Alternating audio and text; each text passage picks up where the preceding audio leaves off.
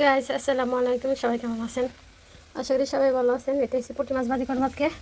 একটু ঝোল ঝোল রাখবো। বাড়ি থেকে পুঁটি মাছ দিয়ে দিছে, তো ভাইয়ের জন্য পুঁটি মাছগুলো বোনা করে দেবো। ফ্রিজে গরু মাংস আছে, আমার ভাইয়া গরু মাংস খায় না, তার জন্য পুঁটি মাছ একটু বোনা করে দিতেছি। এই পুঁটি মাছের জন্য পেঁয়াজ আর মরিচে ভাজা নিচ্ছি। দিয়ে দিলাম রসুন বাটা, দিয়ে দিলাম হলুদ, ধনিয়ার ফাঁকি, মরিচ, আর একটু জিরা, আর দিয়ে দিলাম লবণ। মশলাটা একটু কষিয়ে নেবো। একটু পানি দিয়ে মশলাটা কষাবো। মশলা কষানো হলে পুঁটি মাছটা দিয়ে দেবো। অনেক দিন পরে পুঁটি মাছের ঝোল করতেছি। তো মশলা কষানো হয়ে গেছে, পুঁটি মাছগুলো দিয়ে দিলাম।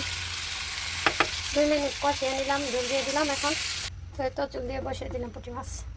পুঁটি মাছের সাথে আমি গ্যাস রান্না করব কাঁঠালের বিচি, মিষ্টি কুমড়ার শাক, যে লইটা শুটকি দিয়া। অনেকদিন শুটকি রান্নার জন্য হালকা একটু পেঁয়াজ ভাজা রসুন বাজা দিয়ে দিতেছি, একটু বেশি করে রসুনের লগে শুটকিগুলো দিয়ে দিলাম। আসলে আমি ভাবতে পারতেছি না কেমন রান্না করবো, এখানে হালকা একটু বাটা দিয়ে রান্না করতেছি। ভুলে গেছি কীভাবে মাঝে রান্না করতো, তেল পেঁয়াজ ছাড়াই শুটকির তরকারি। দিয়ে দিলাম লবণ, হলুদ, ধনিয়ার ফাঁকি, মরিচের ফাঁকি। পানি দিয়ে শুটকিটার মশলাটা একটু কষিয়ে নেব।